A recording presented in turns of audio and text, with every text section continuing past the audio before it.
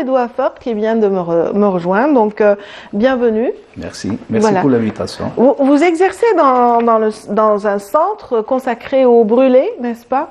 Tout à fait, c'est l'UHS des Grands Brûlés, ça se trouve à Alger, et il s'occupe spécialement pour les enfants de 1 à 15 ans. Donc, la particularité, pendant le mois sacré de Ramadan, on reçoit beaucoup de patients par rapport aux autres jours de l'année. Donc ces accidents sont des accidents domestiques qui arrivent souvent au niveau de la maison et précisément... Particulièrement, je pense à la cuisine, comme je l'ai dit, non? Ouais, j'avais deviné juste. Mais c'est vrai que ça reste, voilà.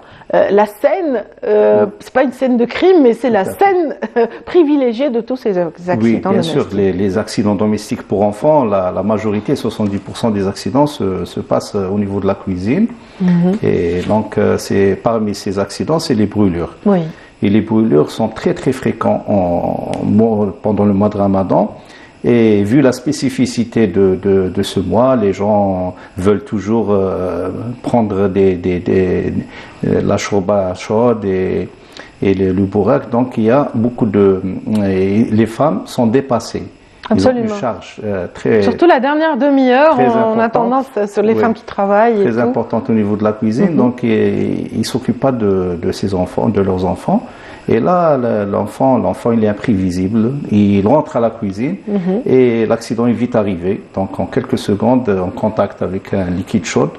Donc on peut renverser justement le plat. On peut renverser aussi une casserole d'huile. Oui, parce qu'on est de passage, on est curieux et hop, un petit gamin qui passe et pour peu que le manche dépasse et voilà. Oui, c'est classique. Là, c'est le mode d'action, c'est classique, mais il n'y a pas que ça, parce que les enfants généralement, il est mis sous la surveillance de son frère, par exemple, ou sa sœur.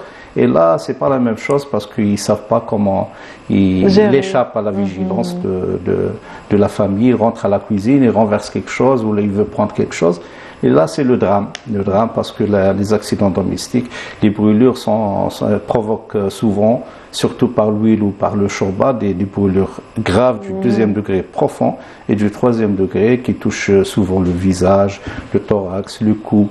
Et dans la prise en charge. Déjà que la peau d'un enfant est très fragile par rapport à la peau d'un adulte, effectivement. Il suffit un contact de quelques secondes et ça provoque des dégâts très importants et parfois qui laissent des séquelles indélébiles qui restent pendant toute leur vie. Quelles sont les premières mesures à prendre? Je suis une maman.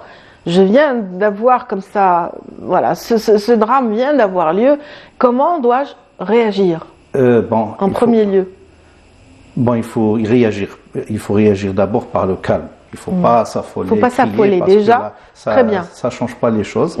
Donc il faut éloigner le produit causant de l'enfant. Donc il faut éloigner la source de chaleur. Et puis il faut enlever les vêtements et le mettre sous l'eau. D'accord. Donc, brûlure, c'est vite sous l'eau. Eau fraîche. Eau fraîche. Donc, l'eau ne doit pas être... Parfois, les brûlures ne laissent pas supporter, ne permettent pas de supporter le contact de l'eau. Parfois, non. Ça peut être le cas. Pas du tout. Parce que ça apaise la douleur. Donc, c'est de l'eau, généralement de l'eau courante. Donc, faut-il remplir la baignoire rapidement? Pas du tout. Juste sous la douche. Sous la douche, juste avec la douchette. Même si on n'a pas d'eau, c'est avec une bouteille, il faut refroidir.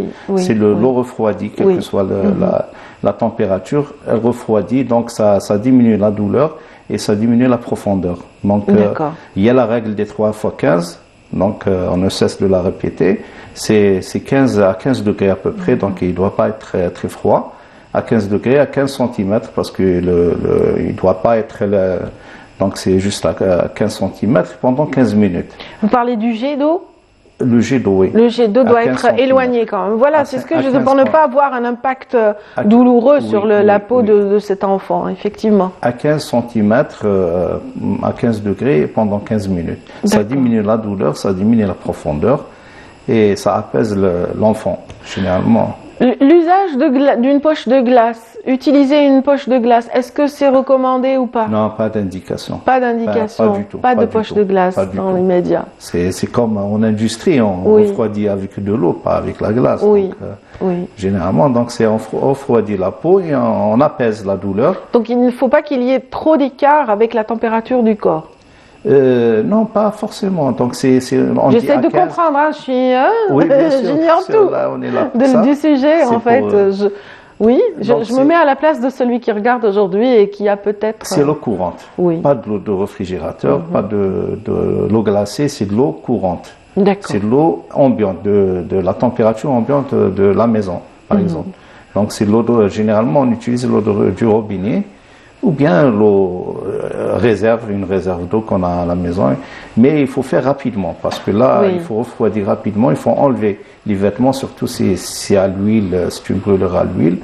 Et là, on couvre avec un linge propre et vite on l'amène à l'hôpital pour une consultation. Si on a, docteur, dans son kit, son kit médical domestique à la maison, donc si on a dans le kit du tulle gras, est-ce qu'il est recommandé d'en mettre d'emblée ou est-ce qu'il faut vraiment arriver à la structure sanitaire d'abord? Tulle gras, ça va mettre du temps, donc ça dépend. Si c'est une brûlure très limitée. Si c'est tellement fort que la peau a tendance un petit peu à changer d'aspect, si ça a changé l'aspect, est-ce qu'il faut mettre du tulle gras ou pas? Parce que j'ai assisté une fois à une scène où un médecin de famille a très vite mis du tulle gras avant même d'arriver à l'hôpital. Est-ce que c'est recommandé ou pas? Enfin, c'est le plus important, c'est de refroidir. C'est diminuer la douleur et diminuer surtout la profondeur. Donc ça c'est la chose qu'il faudra faire. Bon, il y a des choses qu'il ne faudra pas faire. Par exemple, de mettre des colorants, de mettre des mixtions traditionnelles, la tomate, la dentifrice. Oui, il y a des gens qui croient que le dentifrice rafraîchit aussi. Pas du tout, c'est une sensation. Ça aggrave les lésions et ça entraîne souvent des infections sur infections. Donc, et des fois, ça rend difficile le diagnostic. Parce que là, arriver à l'hôpital, il y a beaucoup de choses à faire. Parce que il faut évaluer cette brûlure, évaluer la profondeur et l'étendue.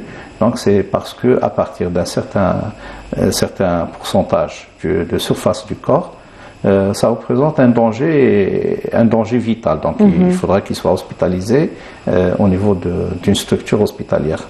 Pendant que vous interveniez, docteur, on voyait des images défiler, celles d'enfants justement manipulant des ustensiles de cuisine sur un feu. Et là, on voit justement quand l'enfant n'est pas plus grand que la cuisinière ou que le plan de travail en cuisine, il peut recevoir ça directement sur le visage. Bien sûr, c'est un mode classique de brûlure. Donc il y a des enfants, on a tout vu pendant notre exercice, il y a des enfants qui escaladent la cuisinière, d'autres qui mettent une chaise et qui renversent carrément. Donc il y a même un traumatisme parce qu'il renverse la cuisinière sur lui. Donc il y a une notion de traumatisme. Donc il peut avoir un traumatisme cérebral ou autre. Donc, la chute déjà peut provoquer aussi d'autres lésions, d'autres dégâts. Bien sûr. Donc les modes d'action sont diverses, mais la brûlure elle est la même. Donc c'est 1 seconde, 2 secondes, ça suffit pour avoir une brûlure profonde du 2e degré, voire du 3e degré. Donc ce qui est recommandé, c'est d'être vigilant, de surveiller ses enfants quand ils sont en bas âge, de préférence, pour ne pas arriver à ce drame.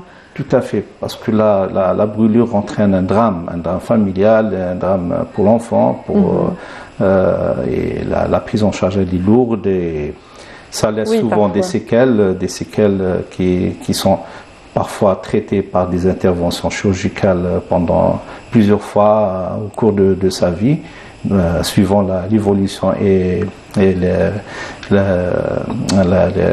c'est-à-dire lorsqu'il prend de l'âge, il commence à grandir, donc la brûlure ne grandit pas. Donc ça entraîne des séquelles. Il faut tout le temps intervenir chirurgicalement. Pour libérer ces séquelles. Et bien sûr, avec la chirurgie, avec les traitements, avec la prévention, avec les soins appropriés, on peut diminuer cette cicatrice, voire parfois elle disparaît lorsque c'est du deuxième degré intermédiaire, par exemple. Donc avec des traitements appropriés et à temps, parce que là, si elle n'est pas traitée à temps, ça peut provoquer ça laisse des séquelles qui sont difficilement traitables par la suite. Sur le développement personnel, sur Oui. l'estime de soi pour un enfant qui grandit, un adolescent, etc. Et c'est vrai qu'on a vu effectivement tous ces ustensiles, mais on a vu aussi parmi les outils utilisés en cuisine des couteaux à la portée des enfants. Et ça aussi, c'est un danger qui guette la petite enfance, la manipulation d'objets. Bien sûr, là, les objets qui sont dangereux il y a beaucoup d'objets qui sont, par exemple, un briquet. On a vu beaucoup d'enfants qui sont brûlés par un briquet ou par exemple, on a eu un cas, ça fait pas longtemps, d'une fillette où son frère, son petit frère de 3 ans, il a manipulé un briquet et il a mis le feu dans sa robe. Donc c'était dramatique. Alors, la fillette, elle avait 7 ans. Donc, c'est terrible. C'est terrible. Donc, un enfant, lorsqu'il manipule un objet dangereux, ça provoque. Oui, comme l'image qui vient d'apparaître, où l'on voit déjà donc ce couteau qui est plus grand que sa main, la pauvre petite fille. Et c'est vrai que ça peut être des ciseaux, ça peut être des couteaux, ça peut être autre chose, mais d'objets coupants. Bien sûr, la cuisine déjà, c'est au niveau des accidents domestiques, représente un endroit où se passe la majorité des accidents, 70%. D'accord. Donc l'idéal c'est de suspendre un sens interdit à l'entrée de la cuisine, interdit pour moins de, avec une grosse plaque comme ça peut-être. Parce que la cuisine c'est là où se prépare bien sûr. Donc, ce qu'il y a à manger, donc c'est un lieu d'attraction. Et généralement, surtout au Ramadan, les mamans passent beaucoup de temps au niveau de la cuisine. Et l'enfant, il suit toujours sa maman. Ils sont sous sa responsabilité en général. Effectivement, oui. C'est elle qui veille au grain par rapport à la cuisine, à la préparation des mets, mais aussi à la surveillance des enfants, à leur scolarité, etc. Donc, mais c'est vrai que quand on est dépassé, un mois comme celui de Ramadan al-Karim, où vraiment on essaye de dresser une table qui permette justement d'avoir du plaisir, de partager des moments privilégiés, peut être aussi l'occasion. Là, les brûlures, triste... la particularité de la brûlure, c'est que c'est des accidents évitables. Voilà, on peut les éviter par la prévention. C'est la prévention, c'est la plus importante parce que elle ne remplacera jamais le traitement. Le traitement généralement ne donne jamais il revient pas en état avant l'accident. Et donc il faut la vigilance. Un enfant, sa place n'est pas dans la cuisine et il faut le surveiller constamment. Il ne faut pas le laisser parce qu'il est imprévisible. Ne jamais baisser de vigilance. Oui, et surtout pendant les ramadans, il y a une baisse de vigilance, il y a la fatigue, le surmenage, la femme passe beaucoup de temps à la cuisine, et elle est dépassée. Donc là, si tout le monde qui veut les trucs chauds, donc à un temps X, à un temps T, donc là, l'accident peut arriver facilement. Sans oublier aussi les brûlures par le biais d'ustensiles, ou plutôt les brûlures par électricité. Oui. Ça aussi, ça survient souvent parce qu'on oublie de couvrir les prises, on oublie de débrancher certains appareils qu'on utilise en cuisine ou ailleurs. Et du coup, ça peut être dramatique également. On terminera là-dessus. Bien sûr, tout à fait. Il y a les prises, les multiprises, là, ça représente un danger pour un enfant. Donc, un enfant, il faut pacifier la maison. Il faut éviter tous les produits qui peuvent causer, même les produits caustiques, tout ça, Oui. Les produits comme des détergents, qu'on utilise peuvent être des poisons pour les enfants. Il faut vraiment les éloigner, les laisser hors portée des enfants. Les médicaments aussi. Bien sûr, donc il y a plein d'objets. L'enfant, déjà, il ne faut pas laisser à la portée des enfants ces produits et surveiller l'enfant, bien sûr, surveiller constamment. et laisser dans un espace qui n'a pas de danger. Safe, sans danger. En tout cas, on a été ravis de vous recevoir, Dr Khaled Wafek. Donc, vous exercez dans le cadre d'un grand centre des brûlés, l'UHS, c'est l'établissement des grands brûlés spécialisé. Tout à fait. Brûlés et la chirurgie réparatrice. Donc, oui. C'est le centre national. On reçoit des brûlés des 58 wilayas et voilà. En tout cas, vous êtes bien placé pour prodiguer tous les conseils qu'on vient de recevoir ce matin. On vous remercie pour cela. Merci beaucoup. Et j'espère que vous avez été à l'écoute et que vous saurez réagir en cas d'Aïtchar. On ne vous le souhaite pas en tout cas, mais nul n'est à l'abri d'un accident domestique. En tout cas, merci beaucoup docteur.